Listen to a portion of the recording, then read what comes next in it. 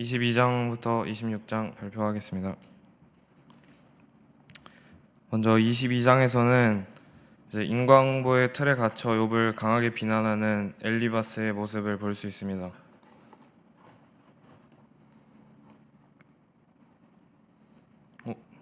잠시만요. 엘리바스는 욥에게 사람은 하나님께 어떠한 유익도 끼칠 수 없고 내 죄가 크기 때문에 하나님께서 너를 심판하는 거야 라고 합니다. 그리고 5절부터는 욥의 죄목들을 나열하고 있습니다. 같이 욥기 22장을 펴서 말씀을 봐주시기 바랍니다. 제 죄목을 말했는데 너는 배고픈 자에게 음식도 안 주고 과부와 고아를 학대했고 등등 너의 고난이 큰 만큼 너의 죄도 클 거라고 했습니다. 하지만 이것은 근거 없는 추측성 비난이었습니다. 그러면서 욥에게 이제라도 회개하고 하나님께 돌아갈 것을 권유합니다. 네가 하나님께 돌아가면 하나님께서 평안을 주실 것이라며 인과응보적인 단순한 해결책을 제시해 주었습니다. 이러한 엘리바스의 발언에서 문제점을 찾아볼 수 있습니다.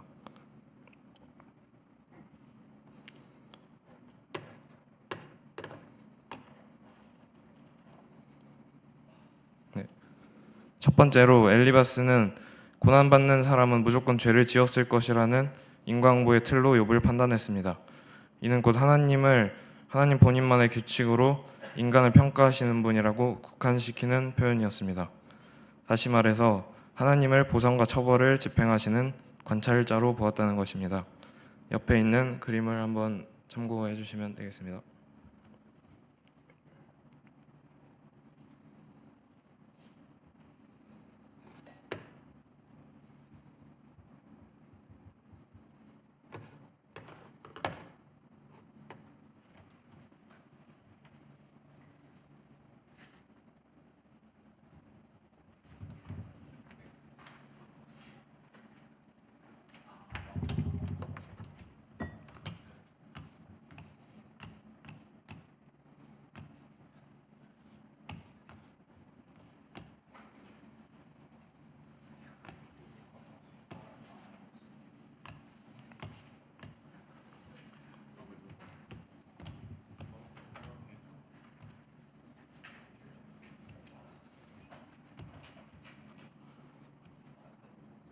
죄송합니다. 다음 23장입니다. 욥은 지금 하나님을 만나서 결백을 호소하고 싶어 동서남북 사방을 다 뒤지고 있습니다. 하지만 하나님은 침묵하시는 그런 절망적인 상황이 보여집니다. 욥은 하나님을 만날 수 없는 한계에 부딪혔을 때 하나님을 볼 수 없는 나의 시선에서 나의 길을 다 알고 계시는 하나님의 시선으로 관점을 바꾸게 됩니다. 욥이 하나님을 만나고 싶어 했던 이유는 단순히 고통을 없애달라는 것이 아닌 내 발이 옳음을 증명해달라는 뜻이었던 것 같습니다. 이 10절 말씀에서 순금처럼 되어 나오리라 라는 말씀이 고난을 통해 성숙해지겠다는 뜻도 있지만 하나님이 나를 조사해 보시면 내가 순결한 자임을 드러날 것이라는 고백처럼 보여집니다. 그리고 욥은 하나님과의 만남이 지연되는 이 순간을 단련의 과정으로 이해하기 시작합니다. 이제 더 이상 욥은 자신의 의를 강력하게 변호하지 않고 하나님의 뜻대로 살아왔지만 설명할 수 없는 이 상황마저도 하나님의 뜻이라고 인정하게 되었습니다. 그리고 그 뒷내용을 보시면 욥이 이제 하나님을 신뢰하며 두려워하는 모습을 볼 수 있습니다. 17절에 보시면 단순히 앞으로 닥칠 고난의 양이나 강도가 무서워서 떠는 것이 아니라고 나와 있습니다. 그러면 욥이 두려워했던 것은 무엇일까요? 두 가지 정도 생각해 보았습니다.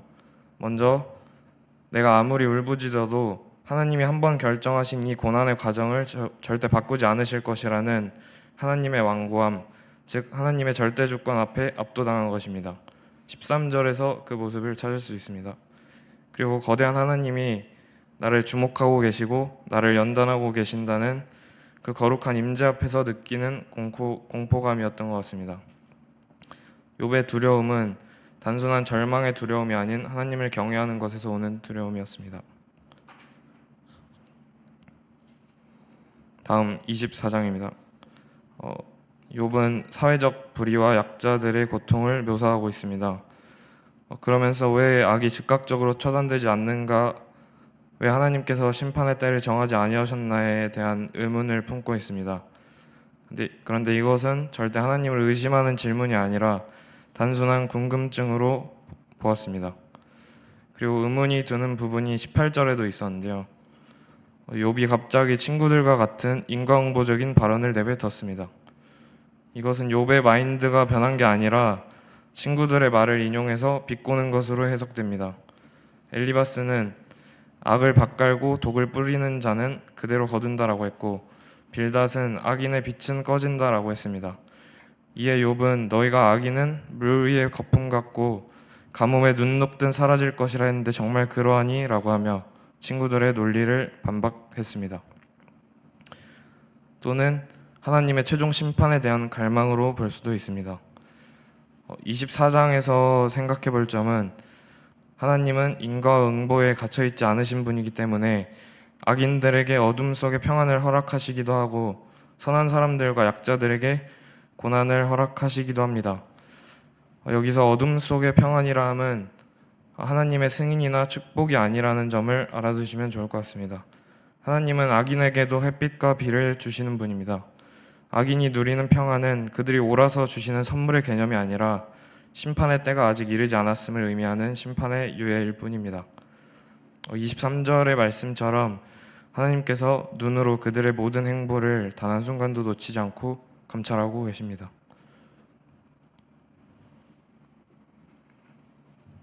다음 25장입니다.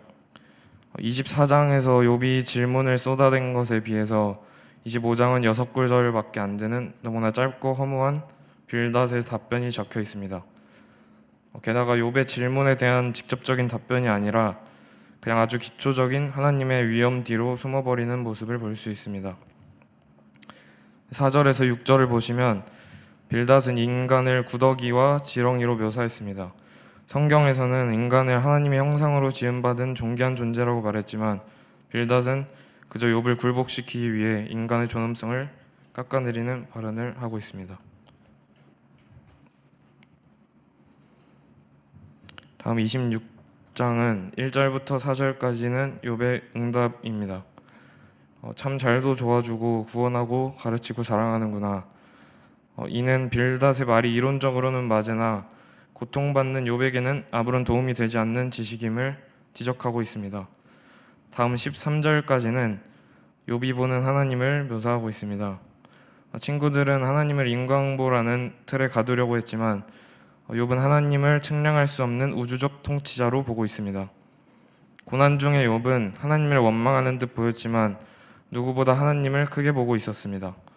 그리고 가장 마지막 절인 14절을 하나님의 속삭임이라고 적어보았습니다. 친구들은 하나님을 다 안다고 자부하며 정답을 던졌으나 정작 고난을 겪은 욥은 우리가 아는 것은 하나님의 작은 속삭임일 뿐이라고는 고백을 하고 있습니다. 우리도 때로는 삶에 이해할 수 없는 고난이 닥칠 텐데 이때 욥처럼 내가 지금 듣는 것은 하나님의 세밀한 속삭임일 뿐 그 뒤에 내가 헤아릴 수 없는 하나님의 거대한 손길이 있다는 것을 생각해 보시면 좋을 것 같습니다.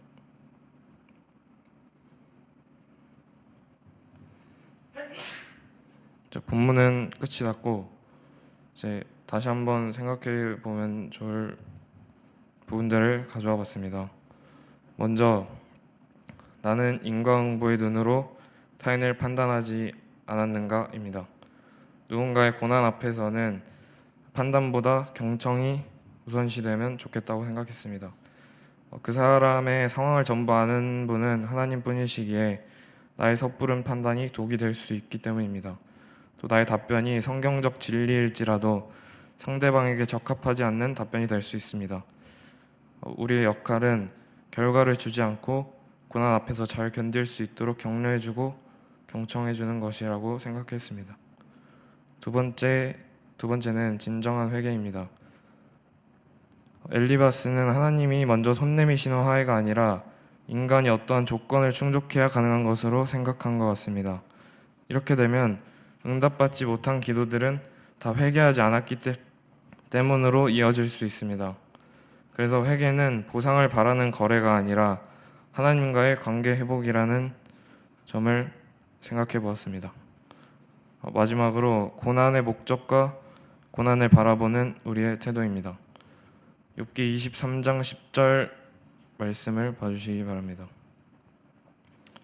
10절 말씀처럼 고난은 뜨거운 용광로를 거쳐야 순금이 나오듯 영단의 과정을 통해 우리를 이전보다 더 가치 있고 빛나는 존재로 성장시키는 것이 고난의 참된 목적이라고 생각했습니다.